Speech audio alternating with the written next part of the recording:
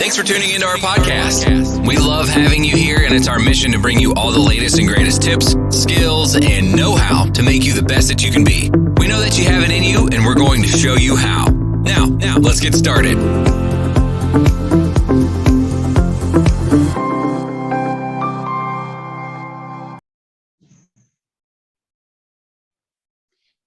If you're looking forward to a disruptive mind shift conversations, that's going to give you a 360-degree mind shift. Now, like we always do, Omobola Stephen is a show you like to listen to. This is your host, Omobola Stephen, and welcome to the show. And today I have Shana Francesca, who is a professional interior designer and life design coach, consultant, and also a speaker. Welcome to the show with me, Shana. Yes, Francesca. Thanks for having me. I appreciate you having me here. Thanks for joining me on the show today. Now, I'm looking forward to really watch our time with you going forward. And now, Shana, I need you to tell me exactly how you were able to match these two successfully, being a professional interior designer and also a life design coach.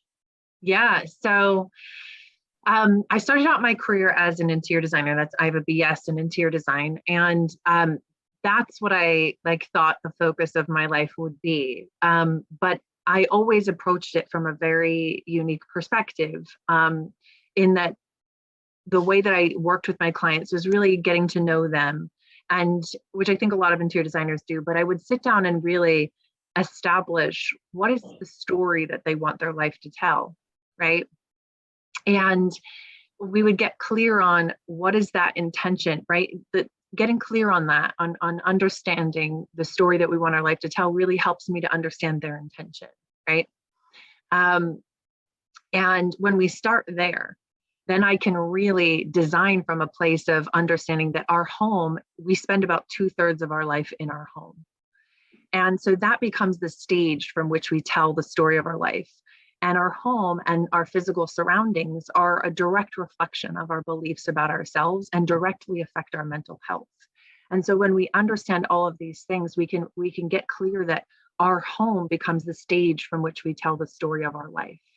But if it's the stage from which we tell the story of our life, we have to get clear on the story we want to tell so that that stage can be set properly. And when I would dive into this with clients, I started really recognizing, and for a long time, I didn't have the language of calling it life design, but I started starting to see that it impacted having these conversations impacted my clients in profound ways in their lives, right? And had ripple effects through their entire life and their professional life. And so I started to form the language around life design and really taking these concepts of intention and getting clear on the story that we want our life to tell and trusting our intuition and all these conversations that we were having and extrapolated them out. And it no longer was necessarily strictly a part of my interior design work. It became something all on its own. And so now I'm able to work with clients all over the world and in a variety of ways, talk to people all over the world about life design. And sometimes it leads me to becoming their interior designer as well. But oftentimes people kind of hire me for one or the other, and sometimes they overlap. And I just love the variety. And I love that once I started making that connection, somebody pointed this out to me a few weeks ago. They're like, you're an interior designer and an interior designer, right? And I'm like, yes, that's it. They're very much connected. They're exactly the same thing. It all comes back to design, and design is a function of intention. So when we get clear on our intention and we start applying that to our lives, we are designing our lives. Oh, great. Now, you're emphasizing design, right? And I want us to talk extensively on that. So what does it mean to design one's life? Is there anything like design thinking? Yeah, absolutely. So it all comes back to design being a function of intention, right? And I look at it and I talk about it this way. Curiosity is like all the points on a compass, right? When you look at a compass, there's all these tick marks, all these lines, there's all these possibilities. And the more we get curious, the more we start to see how many tick lines there are in this compass. Intention is like setting north on that compass, right? So before we can start really heading in a specific direction, we have to know what direction we want to head. And so design is kind of focusing, right? Getting clear. Like oftentimes I think we think about our professional career in this way. We think about what is our professional goals for 3 to 5 years. And we maybe look at our personal life in like, I want to be married and have kids and by the time I'm whatever, but we don't think about our everyday action. We don't think about how every single little decision we make is forming the foundation of our life. All the small decisions, right? The scents we surround ourselves in our home and how they trigger. Scent is our strongest connection to memory and emotion. So the scents that surround our lives and that are a part of our life are critically important. They can actually help us to trigger specific emotional responses in our life. And when I say that, people are like, I'm not sure that I understand. But then I say, think about your mom's house or your grandmother's house or your favorite aunt's house. And when I say that, you can see the smile go on their face. And immediately there's a scent memory, right? They think about how their mother or their grandmother's house smells, right? And it immediately triggers this beautifully happy response. That is how powerful scent works. And we can do that throughout our life, not necessarily packaging our grandmother's smell, but by other scents that we associate with joy and so on and so forth. This is how, it's little actions that trigger beautiful responses. It's reconnecting to ourselves in ways that seem small and unimportant, but are vastly important. It's not the big decisions that change our life. It's the small ones that we make every day, and coming from a place of intention changes everything. Shana, now we emphasize creating and designing one's life. Now, really, it's easier said than done, especially in these challenging times that we find ourselves. Can you share some helpful tips that can help us by? Yeah, I don't want it to be harder. I don't want it to be something that's really hard. I think we won't apply it if it is, right? So for me, life design is not about doing more. It's about being more intentional with what we're already doing, right? It's about understanding the resources that we do have access to and making the most of those, making the decisions that we do make every day from a place of intention, right? And so if we take this is a very basic example. If you take a look at your house, right? And your house is set up pretty conventionally, like this is the dining room, this is the living room, this is what happens in those places. Now, perhaps you are someone who this particular setup doesn't work for. Maybe, all the furniture kind of is crowding what you would really like to be doing. You'd really love to be like able to do yoga in your living room. You'd really love the space to do that, but there's a lot of furniture and you don't have the space to do that. Well, being able to maybe reorganize things, maybe flip-flop rooms, maybe what was your dining room is now your living room, and your living room, your dining room, or perhaps you are able to take one of the bedrooms or even your office and you're able to reorganize the furniture and make space for.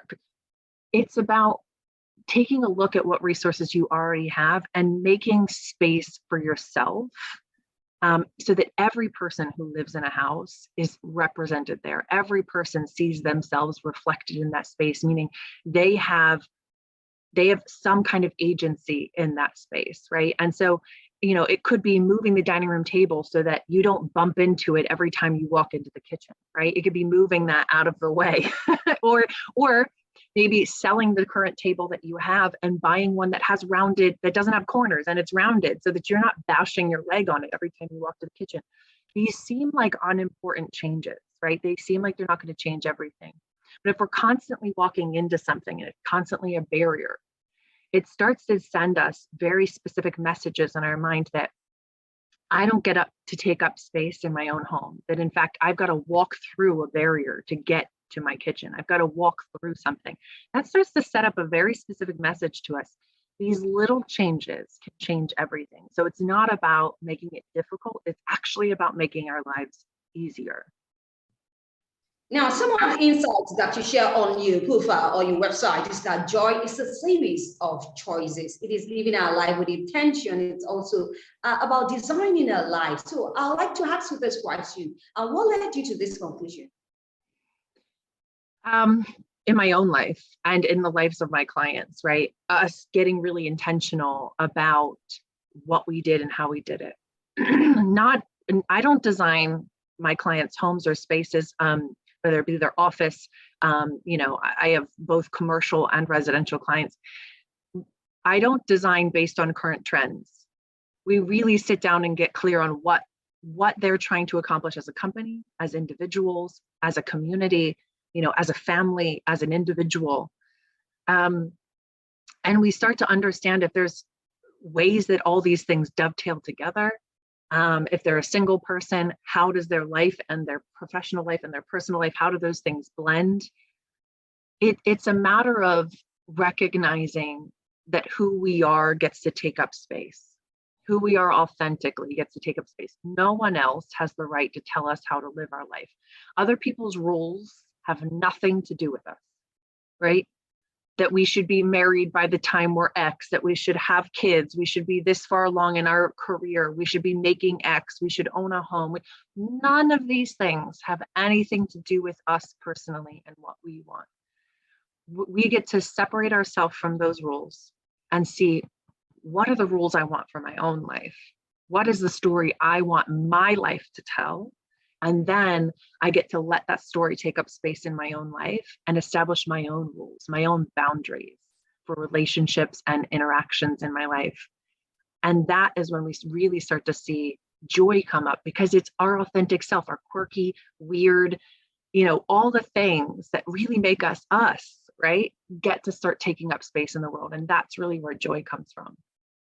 Now talking about joy, in all of these joy, absolutely anything can steal or rob us of this joy, right? So how do one stay connected to joy?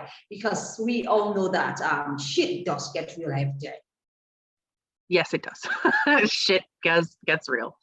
I think staying connected to joy for me has been a practice of finding the things that ground me, that remind me of who I am. For me, I love dancing. Dancing is an important part of my life, a very important part, and has been since I was able to walk, literally. For me, dance moves all kinds of emotions through the body, right? I get to feel the feelings and then I get to move them out. And especially when we pair it with music that connects to the emotion that we're feeling, right?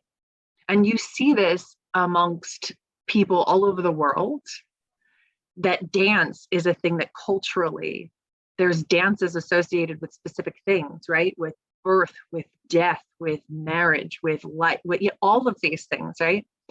And so I think it's this thing we've lost connection to, especially in America, where we've forgotten the power of our body to speak, right? Our body tells us so many things, and our body connects to the world in ways that we have forgotten.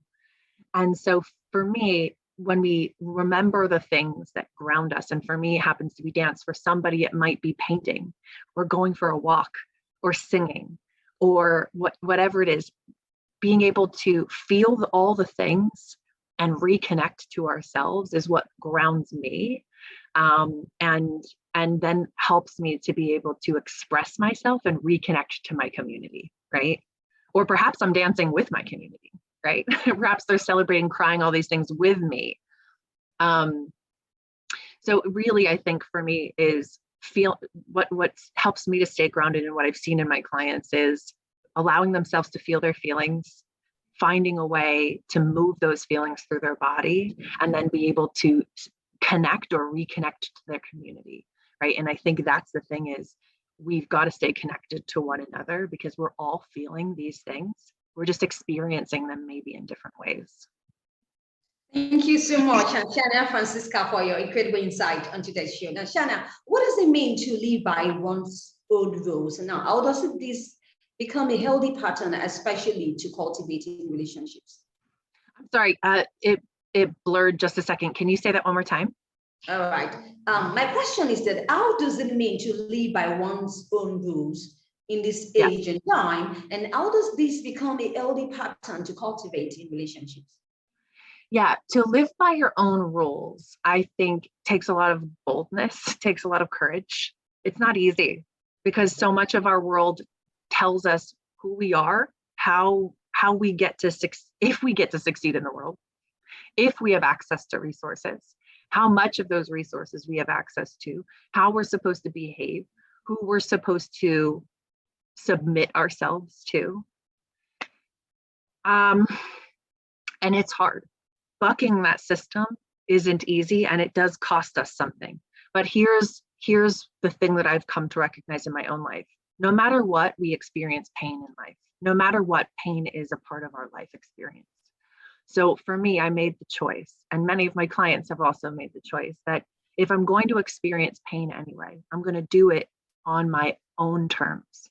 I'm going to do it by making my own rules rather than submitting myself to someone else's arbitrary rules that have nothing to do with me and are really in for the purpose of keeping me under their boot. I'm going to walk away from their rules. And yes, it's going to cause me pain, but being under their boot was pain anyway, right? So I'm just going to live my life by my rules, and I'm going to find other people that are doing the same thing. And that's where we find strength to live our life by our own rules, is when we find other people doing the same thing, because we aren't meant to do this life alone. We aren't meant to live this life alone.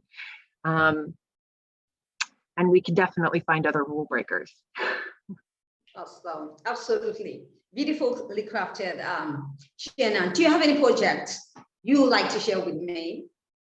Yeah, absolutely. I have workshops that I conduct digitally. I also do some of them in person as well. I have those listed on my website. And if anybody wants to get connected to me for any reason, contact me through my website, or you can email me at shana@concinnate.world. And the website is www.concinnate.world. All of the ways to connect with me are there. All the information about me as a speaker, as a writer, and as a workshop leader are there. Right. Shana, do you have any parting words you'd like to share? Stay curious. Curiosity leads and opens up the world to so much possibility. And I think it is critically important that we reconnect to curiosity. Thank you once again. Like to share your social media handles and your website? Yeah, absolutely. It's www.concinnate.world. On Instagram, it's concinnate.world. I have a lot of the social media tags on my website, so that's the best place to go. Just go to concinnate.world and you can find everything there. Absolutely. It's been a great pleasure having Shana Francesca, I beg your pardon, share disruptive mindship conversations on personal development, especially talking about life design, right? Really been a worthwhile time having her on the show today.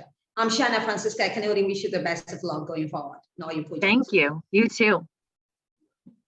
Like to catch up with any missed episodes of the podcast episodes, you can go online and search for Omobola Stephen on any podcast distribution platforms you pop into, or any cross-promotion platforms. Then do have a worthwhile time. Perhaps you'd like to be a guest on the show, sharing disruptive mindship conversations. You can mail me at omobolasteven.outlook.com. Now I'll be looking forward to your mail. When we can have a great show together. Looking forward. Still, I come here where I need to be. Who want my love. Talk to you soon. Bye for now.